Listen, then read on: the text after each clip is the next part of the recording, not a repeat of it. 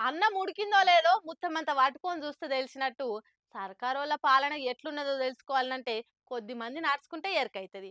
ఎక్కువ మంది బాగుందంటే ఆళ్ళ పాలన బాగున్నట్టు లెక్క. ఎక్కువ మంది తిడుతుండంటే అస్సలు మంచిగా లేదని అర్థం.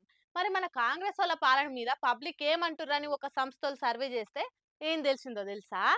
సీఎం రేవంత్ గారి ఏలుబడి ఎట్లున్నది, ఏమన్నా మంచిగున్నదా, సీఎంగా ఎవరి పాలన మంచిగున్నది అని జనాలలా సర్వే చేస్తే 100% మంది కాంగ్రెస్ వాళ్ళకు ఓటేసిండ్రు, 39% మంది బీఆర్ఎస్ వాళ్ళకు ఓటేసిండ్రు, ఎన్డీఏ కూటమికి 19% మంది, ఇతరులకు 7% మంది జైగొట్టిండ్రు. ఓటా అనే రీసెర్చ్ సంస్థలు చేసిన సర్వేలా ఈ సంగతి తెలిసింది. రానున్న ఓట్లల్లో ఎవరికి పట్టం కడతారని అడుచుకుంటే ఇట్లా చెప్పిండ్రు జనాలు. మరి ఎందుకు కాంగ్రెస్ కు ఓటయ్యారంటే 6 గ్యారెంటీల అమలు చేస్తలేదు, రుణమాఫీ రాలేదు, రైతు బంధు రాలేదు, 2500 రాలేదు, స్కూటీలు రాలే, తులం బంగారం రాలే, ఏం పథకాలు అమలు చేసిండ్రని అలా కోటేయాలి. అందుకే సర్పంచ్ ఓట్లలో కూడా ఆ పార్టీకి ఓటేయం అని తెగేసి చెప్తుండట.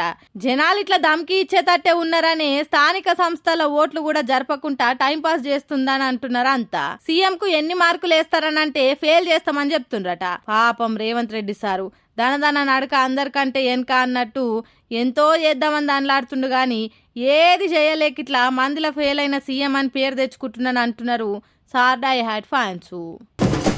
జగన్ ఎంత సీరియస్ పొలిటీషియనో ఎరుకున్నదే కదా, కానీ అన్న చంద్రాల్ సార్ను ఎక్కిరిచ్చేటప్పుడు మాత్రం స్టాండప్ కామెడియన్ లెక్క అయిపోతాడు. అన్న లోపట ఈ కళ కూడా ఉన్నదా అని అభిమానులే పరిశాన్ అయ్యేటట్టు చేస్తాడు ఇట్లా. జగన్ అన్న నిన్న పార్టీ లీడర్ తోటి పెట్టిన మీటింగ్ లా చంద్రాల్ సార్ను ఎట్లా ఇమిటేట్ చేసిండో చూడురి. ఎంత గట్టిగా అన్నాడు, మామూలు గట్టిగా కాదు. నేనున్నా, నేను తగ్గిస్తా,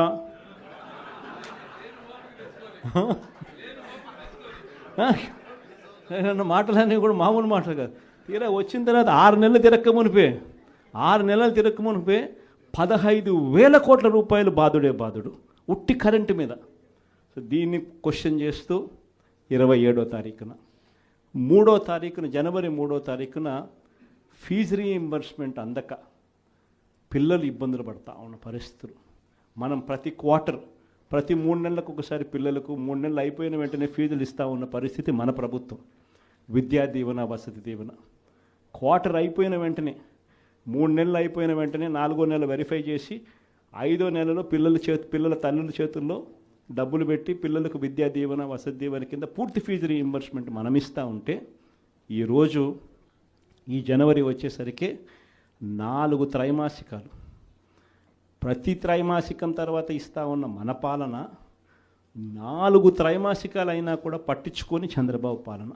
అగోనట నేనున్నా అని చెప్పి గద్దెనెక్కినాక బాధుడట. 6 నెలలు కాకముందే పబ్లిక్ మీద 15,000 కోట్ల బరవేసిండని బాధపడబట్టిండు పాపం. అన్నకు పబ్లిక్ సేవ చేసే భాగ్యం దక్కలేదని రోజు ఎంత బాధపడుతుండో. పథకాలు అమలు చేస్తలేరు, ఇచ్చిన హామీలు నెరవేరుస్తలేరు, నేను బటన్లు నొక్కితే కంసే కమ్ వాళ్ళు బఠానీలు కూడా బుక్కుతలేరు అన్నట్టు మస్తు బుగులు పడుతుండు. జగనన్నకు జనమన్నా అలా సేవలు తరించుడన్నా ఎంత ఇష్టమో తెలుసు కాబట్టి పాపం అదే రంది పెట్టుకొని సరిగ్గా తింటున్నాడో లేడో అని బాధపడుతుండ్రట అన్న అభిమానులు.